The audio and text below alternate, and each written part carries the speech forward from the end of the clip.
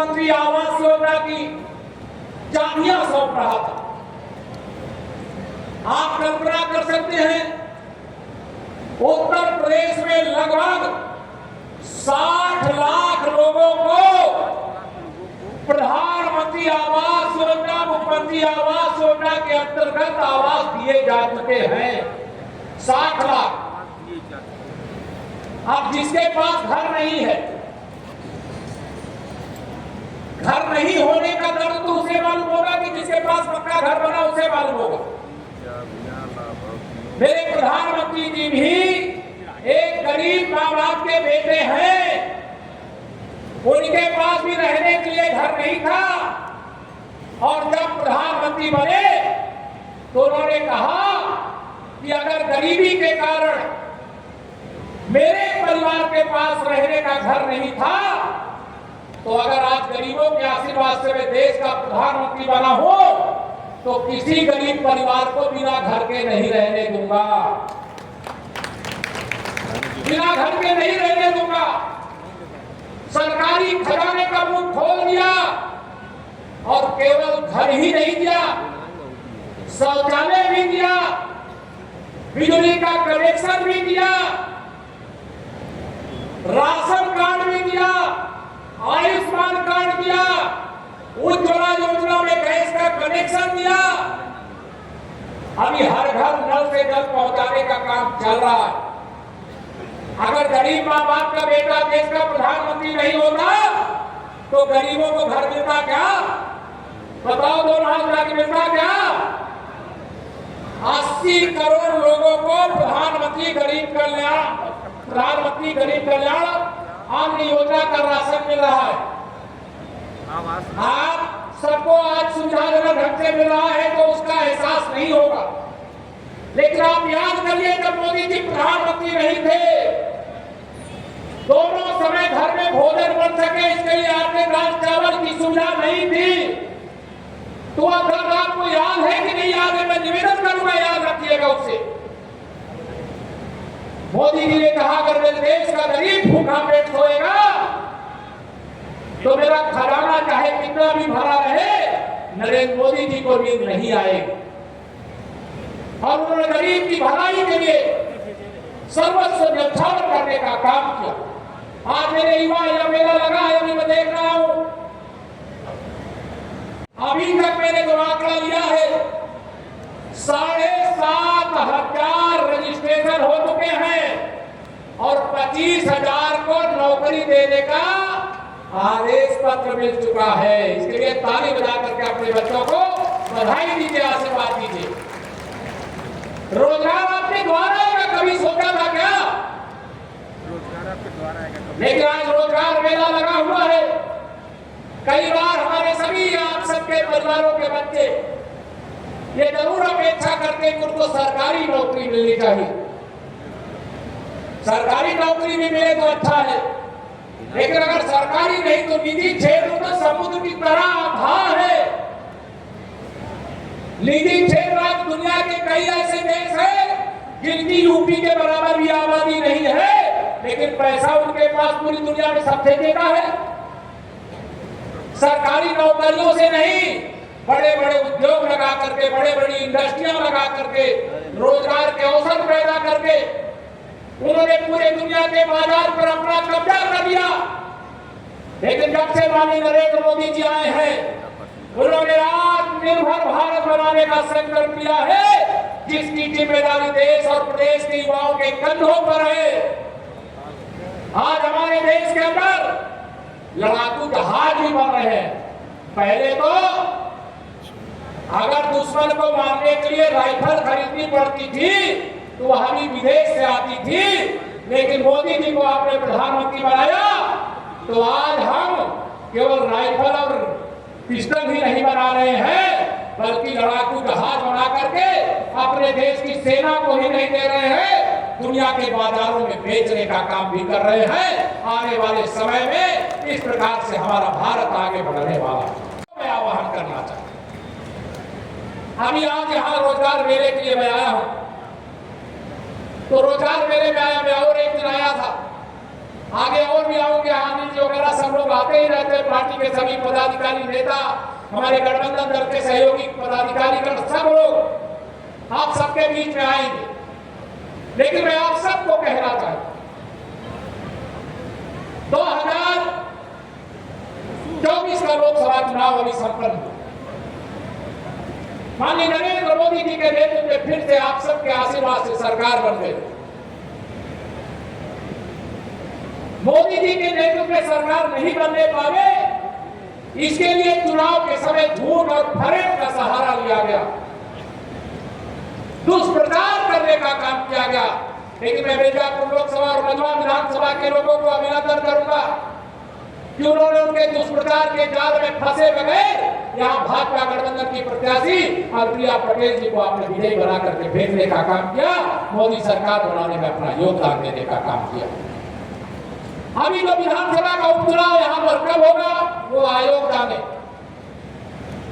मैं आप सबको आह्वान करना चाहता हूँ, ये विरोधी इस ताक में बैठे हुए हैं कि उपचुनाव आएगा और हम जीतेंगे। वो इस ताक में बैठे हुए 2027 का विधानसभा चुनाव आएगा तो वो जीतेंगे। लेकिन मैं इस खुले मंच से कह सकता हूं कि 2024 के उपचुनाव में भी और 2027 के विधानसभा चुनाव में भी भारतीय जनता पार्टी गठबंधन ऐतिहासिक विजय प्राप्त करेगा। ट्रांसफार्मर लगा रहा होगा, किसान होंगे उनके खेत में ट्रांसफार्मर लगा रहा होगा। बताओ पहले अगर ट्रांसफार्मर जल जाए तो बिना पैसा दिए बदलता था क्या? बताओ तो महाराज, बताओ बदलता था क्या? आज पैसा देना पड़ता है क्या? पहले आपको ट्रांसफार्मर लाद करके ले जाना पड़ता था और आज जल जाने की सूचना एक फोन पर आप दे देते हो और बिजली विभाग का व्यक्ति ला करके ट्रांसफार्मर बदल करके नया लगा करके चला जाता। सुशासन ये होता है। पहले गुंडे अपराधी माफिया किसी की जमीन मकान दुकान पे कब्जा कर लेते थे, अगर कोई शिकायत करने जाए तो उस अपराधी के खिलाफ कार्रवाई करने की जगह जो पीड़ित व्यक्ति है उसी को पुलिस बंद कर देती थी। लेकिन आज किसी की मजाल है क्या? अगर कोई किसी की जमीन पर, मकान पर, दुकान पर कब्जा कर ले, अगर जिले में भी शिकायत पहुंच जाए या मेरे माननीय विधायकगण, मेरे पार्टी के पदाधिकारीगण हम लोगों के पास, तो उस शिकायत पर तत्काल कार्रवाई करने के लिए विवश कर दिया जाता है, अपराधी को जेल भेजने के आदेश दिए जाते हैं। ये सुशासन है। विकास की बात अभी आशीष पटेल जी ने, हमारे कैबिनेट के वरिष्ठ साथी हैं, बहुत काम हुआ, अभी बहुत काम बाकी है। जो 65 साल देश में सरकार चलाए, जो कुछ नहीं किए मिर्जापुर को बर्बाद करने के अलावा, मधुआ को बर्बाद करने के अलावा, वो भारतीय जनता पार्टी से हिसाब मांगते हैं। भारतीय जनता पार्टी के शासनकाल में क्या क्या हुआ वो जनता की अदालत में है। और आप सबसे मैं निवेदन करूंगा, वो 65 साल में कुछ नहीं कर पाए, हम तो 2017 से पहले 14 वर्ष का वनवास झेले थे। सपा बसपा की सरकार थी, यहाँ पर विकास हो रहा था कि भ्रष्टाचार हो रहा था, किसी से छिपा नहीं है। कागज पे सड़क बनती थी कि धरातल पे बनती थी। ये सपा बसपा का इतिहास, कांग्रेस का इतिहास रहा है। भारतीय जनता पार्टी की जब से सरकार आई है, राष्ट्रीय राजमार्ग हो, चाहे राजमार्ग हो, चाहे मुख्य जिला मार्ग हो, चाहे ग्रामीण मार्ग हो, सबको बनाने और सुधारने का काम किया गया। मैं प्रयागराज का रहने वाला हूं। मैं प्रयागराज से माता विंध्यवासिनी के दर्शन के लिए आता था। आप में से जो भी मिर्जापुर से प्रयागराज जाते रहे होंगे, 2014 और 17 से पहले का यह रोड याद कर लीजिए। और आज और उस समय में फर्क आया है कि नहीं आया है? और एक नहीं अनेक ऐसे मार्ग है। मेडिकल कॉलेज मोदी जी और योगी जी के नेतृत्व में भाजपा की गठबंधन सरकार है, इससे मेडिकल कॉलेज भी बन रहा है, विश्वविद्यालय भी बन रहा है, सड़क भी बन रही है, पुल भी बन रहा है, और गरीब का घर जहां कभी बिजली नहीं पहुंच सकती थी, उन गरीबों के घर में भी बिजली पहुंचाने का काम किया गया। मैं आप सबको आह्वान करूंगा, विपुल सिंह, अगर आप 2017 के पीछे चले जाए, जब उत्तर प्रदेश में समाजवादी पार्टी की सरकार थी, ना सुशासन था, ना रोजगार था, केवल और केवल गुंडागर्दी थी, अपराध था, माफियागिरी थी। देश में जब कांग्रेस की सरकार थी 2014 से पहले, बाकी मोदी जी के आने से पहले, तो केवल घोटाला ही घोटाला होता था। अखबार हो, टीवी हो, जहां पर भी देखो केवल घोटाले दिखाई देते थे। लेकिन देश की जनता ने 2014 में माननीय मोदी जी के नेतृत्व में भारतीय जनता पार्टी गठबंधन की सरकार बनाने का काम किया। आज पूरी दुनिया के अंदर भारत का डंका बज रहा है। 2017 का जब विधानसभा चुनाव आया तो उत्तर प्रदेश में भी भारतीय जनता पार्टी गठबंधन को 325 विधायक मझवा सहित और मिर्जापुर की तो सभी सीटों के साथ आपने जिता करके देने का काम किया, और कुशासन समाप्त हो गया, सुशासन आ गया। मैं भूमिका में क्यों ले जा रहा हूं आपको कि अगर आपने अपना आशीर्वाद नहीं दिया होता 2014 में, 2017 में, 2019 में, 2022 में और 2024 में भी, तो आज देश जिस प्रकार से प्रगति के पथ पर आगे बढ़ रहा है, प्रदेश जिस प्रकार से प्रगति के पथ पर आगे बढ़ रहा है, इस प्रकार की प्रगति हमें देखने को नहीं मिलती। भारतीय जनता पार्टी की डबल इंजन सरकार, आदरणीय मोदी जी, आदरणीय योगी जी के नेतृत्व में गरीबों के लिए समर्पित सरकार है। मेरी माताओं बहनों, आप अधिकतम समूह से जुड़ी हुई चीजें हैं हमारी। कभी कोई गरीब माँ बाप का बेटा अगर देश का प्रधानमंत्री बना आप सबके आशीर्वाद से, तो आज लखपति दीदियों को यहाँ पर मैं अभी प्रमाण पत्र, सम्मान पत्र दे रहा था, तो विभाग मेरा है, लेकिन योजना प्रधानमंत्री श्री नरेंद्र मोदी जी की है कि मेरी महिलाओं का सशक्तिकरण होना चाहिए, उनके पास भी आमदनी होनी चाहिए। अगर घर का पुरुष 10,000 रुपए में जो काम कर सकता है, अगर वही काम महिलाओं को करने को मिल जाए तो 5,000 रुपए में उससे अच्छा काम कर सकती है। सही है कि नहीं? बताओ बताओ बताओ। और मोदी जी इस बात को समझते हैं, अगर घर को अच्छे से चलाना है, बच्चों को अच्छे से पढ़ाना है, विकास करना है, तो जो बुनियादी जरूरत है वो कैसे पूरी की जाए।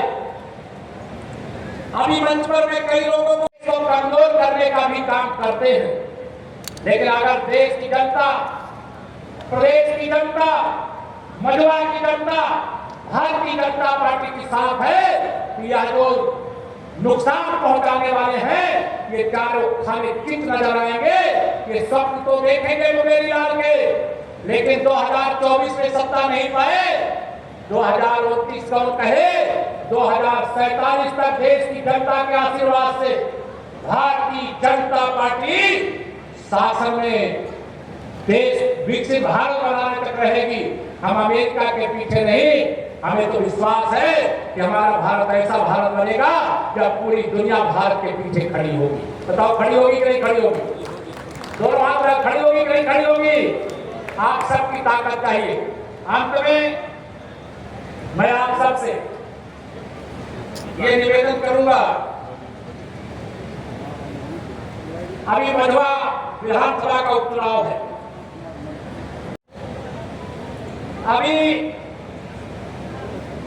1,42,428 परिवारों को जिले के अंदर आत्मनिर्भर बनाने का प्रयास किया जा रहा है। आज हमारे लगभग 1300 से अधिक की संख्या में बच्चों को टेबलेट का वितरण करने का कार्यक्रम था। प्रतीकात्मक हम लोग ने मंच से दिया है लेकिन बाकी बच्चों को वितरण का कार्यक्रम वो आगे चलेगा। अभी विश्वकर्मा श्रम सम्मान योजना के अंतर्गत दुख हमारे हैं और आपके सुख के लिए सरकार के पास जो संसाधन है वो आपको समर्पित है। मेरे युवाओं को मैं आह्वान करना चाहता हूं, अब ये मेला कोई अभी बंद नहीं हो जाएगा कि हम लोग यहाँ से सभा समाप्त हुई चले गए और रोजगार मेला बंद हो गया। जब तक कोई युवा यहाँ पर है और किसी विभाग में वह रोजगार किसी प्राइवेट कंपनी में पाना चाहता है, मैं जिलाधिकारी सहित सभी अधिकारियों को निर्देशित करता हूं मंच से, यह रोजगार का जो मेले का स्टॉल है वह तब तक लगा रहना चाहिए जब तक कोई बच्चे वहां रजिस्ट्रेशन कराने के लिए यहाँ पर मौजूद है। ये तो शुरुआत है, ये तो झांकी है, पूरी पिक्चर बाकी है। अभी तो ये शुरुआत हुई है। अभी तो पता नहीं कितनी बड़ी बड़ी इंडस्ट्री यहाँ प्रयागराज से लेकर के, भदोही से लेकर के, मिर्जापुर से लेकर के, सोनभद्र से लेकर के, चंदौली से लेकर के, बनारस से लेकर गाजीपुर, चारों तरफ अभी रोजगार उद्योग का जाल यहाँ आपको देखने को मिलेगा। अभी ओडीओपी का मुझसे जिक्र कर रहे थे, मुझे ज्ञापन भी दिए थे। आप भरोसा रखिए, जो मिर्जापुर की सामर्थ है वो तो बहुत बड़ी सामर्थ है। या तो यहाँ का जो माता जी का स्थान है वहां मैं कितनी बार दर्शन किया मुझे मालूम नहीं है। जब दर्शन नहीं कर पाता हूँ तो आदरणीय रत्नाकर मिश्र जी से कहता हूँ माता जी का आशीर्वाद, चुनरी और प्रसाद जरूर लाइए। लेकिन उनके साथ रमाशंकर पटेल जी भी साथ में रहते हैं, कुछ ना कुछ लाते हैं। मैं याद कर रहा था कि भगवान राम भी यहाँ पर आए थे और शिवलिंग की स्थापना करने का काम किए थे। यहाँ के त्रिकोण मंदिर की चर्चा किसी से छिपी नहीं है। यहाँ के बड़े बड़े फॉल जहाँ हजारों की संख्या में पर्यटकों को लाने का एक रास्ता है, उसको भी सुधारने का काम, खोलने का काम किया जाए गरीबों के हित में। मैं आपकी जानकारी के लिए बता रहा हूँ, आज यहाँ पर 50 से अधिक कंपनियां यहाँ पर सहभागिता कर रही हैं, जो अपने अपने स्टॉल लगा करके हमारे प्रतिभाशाली युवाओं को रोजगार के अवसर दे रहे हैं। मैं सभी माताओं बहनों से, घर के बड़े लोगों से निवेदन करूंगा, अपने बच्चों की पढ़ाई पर सर्वाधिक ध्यान दीजिए। और यह भी ध्यान रखिएगा, पहले के प्राइमरी और जूनियर हाई स्कूल और जब से आपने डबल इंजन की सरकार बनाई है तब का अंतर आपसे छिपा नहीं। अभी हमारे 999 जो समूह की दीदियां हैं उनको अभी 13 करोड़ से अधिक की राशि का एक डेमो चेक यहाँ उनको भेंट किया है रिवार्डिंग फंड के दृष्टि से। और मैं दीदियों का आह्वान करता हूँ, अभी तो शुरुआत है, अभी आपको हर दीदी को लखपति दीदी बनाना है, ये सरकार का लक्ष्य है। मैं आपको बताना चाहता हूँ में नाम भी नहीं हो, जिनके मतदाता सूची में नाम ना हो इस समय मतदाता सूची में नाम डालने, और बहुत सारे फर्जी नाम डलवाए रहे तो उनके नाम कटवाने का भी समय है। बहुत सारे बच्चे हमारे जो 18 वर्ष की आयु को पूर्ण कर रहे हैं, अगर अभी मतदाता सूची में नाम नहीं है तो अभी अपना नाम दर्ज करवाने का काम करें। ये लोकतंत्र की ताकत है। बाबा साहब भीमराव अम्बेडकर के बनाए हुए संविधान की ताकत के बल पर हम भारत को प्रगति के पथ पर ले जा रहे हैं। आज के संविधान को मजबूत बनाने का काम माननीय मोदी जी के नेतृत्व में हो रहा है। और आप सबको मैं आह्वान करूंगा, मतदाता सूची में नाम दर्ज कराइए। जहां कोई समस्या है बताइए। बहुत सारे जो मुद्दे लेकर के आने वाले हैं उनके कार्य कारनामे, उनके इतिहास को उजागर करने का काम करिए कि जब आप सरकार में थे तब आपने क्या किया। अभी मैं एक दिन आया था, यहाँ पे कार्यकर्ताओं का सम्मेलन था, एक गांव के पास से निकला, कई लोग आके मुझे रोक लिए, कहे कि हमारे गांव के अंदर कुछ समाजवादी पार्टी के गुंडे जमीनों पर कब्जा कर रहे हैं। हमने कहा वो जमाना चला गया, कोई अगर जमीन पर गुंडागर्दी के बल पर अनाधिकार कब्जा करने का काम करेगा तो उसके खिलाफ इतनी सख्त कार्रवाई की जाएगी कि आने वाली पीढ़ियां भी इस प्रकार का कुकृत्य करने के बारे में ना सोचे। मैं आप सब यहाँ पर इतनी बड़ी संख्या में आए हैं लोग और बड़ी देर से बैठे हैं, बातें बहुत सारी हैं। मझवा विधानसभा के उपचुनाव के लिए आप सब एक जागरूक मतदाता के रूप में अपनी भूमिका का भी निर्वाह करेंगे। जिन बच्चों को 2500 को प्रमाण पत्र मिल गया रोजगार का, उनको बधाई देता हूँ। 7500 का रजिस्ट्रेशन हुआ है, वह बच्चे भी सफलता प्राप्त करें, ऐसी शुभकामना प्रकट करता हूँ। और आज यहाँ पर जितनी भी मेरी दीदियां आई है, आप सबको आह्वान करूँगा, आप आगे बढ़िए। सरकार की कई आप दो हमारे कैबिनेट के और साथी, मैं भी यहाँ पर हूँ, पूरी सरकार आपके साथ है, आप आगे बढ़िए। कार्यकर्ताओं के बारे में मैं इतना कहना चाहूंगा, सभी अधिकारियों को यह निर्देश मैं सदा देता रहा हूँ, स्पष्ट तौर से कह रहा हूँ, कार्यकर्ता अगर कोई समस्या लेकर के आवे तो तत्काल उसका समाधान करिए, क्योंकि कार्यकर्ता पार्टी, हमारी जनता और हमारी सरकार के बीच की सीढ़ी है। हमें सम्मान मिले, हमारे कार्यकर्ता को ना मिले, ये हम कभी नहीं चाहते। हमारे कार्यकर्ता को सम्मान पहले मिलना चाहिए, ये हमारी प्राथमिकता रहती है।